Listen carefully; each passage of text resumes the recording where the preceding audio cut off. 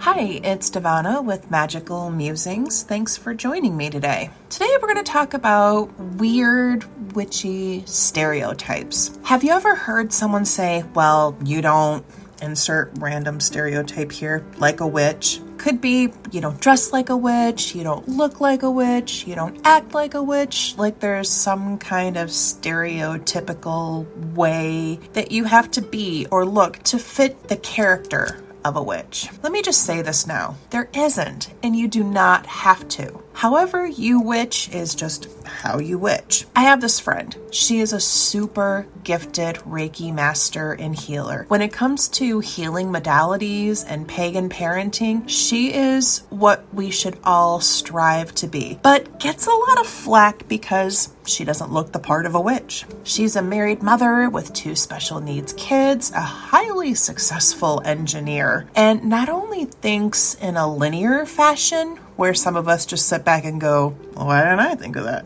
Believe me, there are all sorts of inadequacies that can pop up after a conversation with her. I mean, you really start looking at, well, wow, why can't I be more like her? She's an accomplished author and has a side healing business with some phenomenal classes. You've got to check out her website. She's also an enrolled member in the Lakota tribe, but people just can't seem to get beyond that she looks neither witchy nor does she look indigenous, according to their stereotypes. And sometimes people don't take her seriously. Remember that scene in Pretty Woman when Julia Roberts walks back into the boutique that wouldn't help her and she says, "Big mistake. Big. Huge." Yeah, you're underestimating the kind of healer you should be running to. You should definitely be going to my friend. I have another friend. She's an assistant district attorney. I'm not kidding. She's amazing. She's absolutely amazing. She's a gifted palm reader. She's highly intuitive and very, very witchy when you get to know her in person. But she dresses like any other attorney with a Juris Doctorate would every day. You would never know that she's a witch, ever. But she is. And we love her for that. My former coven sister is a master's level social worker who dresses very prairie girlish. You'll find her commonly in printed, flowy, knee-length skirts, sometimes wraparound skirts, and a sweater, cutest brown knee boots sometimes, or those slip-on shoes. She kind of looks more like an English teacher, but whew, she is probably one of the witchiest people I know. And she's quite the inspirational minister. She's all witch, and there's no doubting that. Then there's this lady at the dollar store who wears her pentagram and a gigantic clear quartz on her neck, and she has witchy tattoos. I mean, there's no doubting just by looking at her with her piercings and tattoos that she's definitely a witch. But why is that we look at that as a more validly accepted witchy person than my other friends here? Or even myself. I mean, because personally, the clear quartz magnifies energy, and the last thing I would want to do is wear clear quartz out in public. Love the dollar stores, love Dollar Tree, love Dollar General, love all the dollar stores, but most of the time, you're not going to want to magnify that kind of consumerism and energy. However, it is a very busy store, so maybe that's bringing in business. I don't know. I have a former friend who dresses in these like baby doll dresses and varying shades of black and has this Wednesday Addams look to her even though she's in her 40s. Of course, no one would mistake her for being a witch either, but that still doesn't negate my master's level social worker friend, my lawyer friend, or my engineer friend.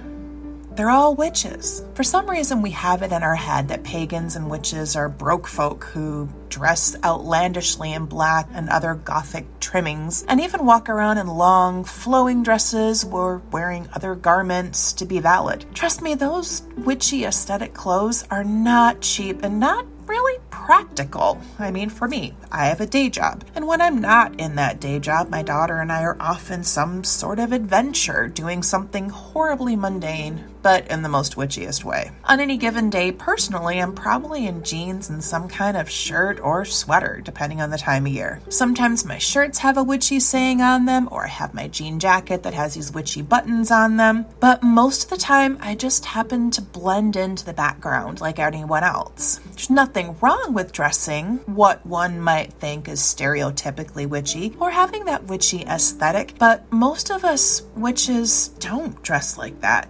And we don't look that way. The bottom line is you don't have to dress any certain way to be a witch. And what does it mean to dress witchy anyway? I doubt our ancestors had a witchy style. Everybody pretty much dressed like anybody else. They dressed for weather and comfort. I know that my witch ancestors did not dress in a certain way to be spotted. My paternal grandmother was a shop rat, and you know she wasn't dressing witchy. There was nothing really even in her house that was remotely witchy, but she had these books tucked away in her bedroom between the hordes of magazines and Shakespeare anthologies. And if you knew where to look, you would see her grimoire, and you'd see 3 of the most witchy books that even Llewellyn couldn't write or commission to be written. Being a witch is not a costume. Being a witch embodies your entire being. You say a little intention before you get in the car or before you walk into a room. You mindfully enjoy a meal and thank the universe for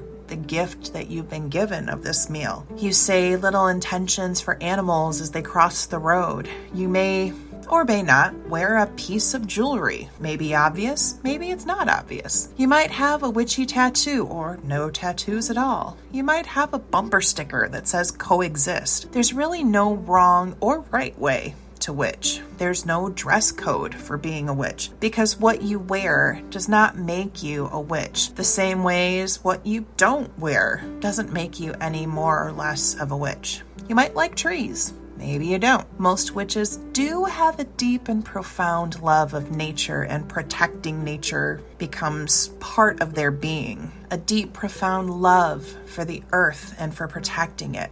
Anything beyond that's kind of frosting. And if we could all get to that same love of nature, the rest just kind of falls into line. Because it is nice to boost our witchy vibe, don't get me wrong. Vibe is everything, and we always want to vibrate higher. And boosting that signal that sends a beacon to other witches that, hello sibling, you're safe here. You're safe with me. But if that's not authentic to you, then at the very least, be yourself. That's the best we could ever ask of any of you. Have a wonderful day. Thank you again for joining me on Magical Musings. I look forward to getting to know you and exploring all of these other witchy topics with you. Don't forget to join us for Spilling the Tea on Saturdays, and check out our Facebook page because Leanne, our astrologer, does an astrocast every Sunday night. And if you want to get an idea of how your week is going to go or how the month is going to go for you, you definitely want to stay tuned for that every week. Have a great one. Stay safe, stay healthy, and vibrate higher.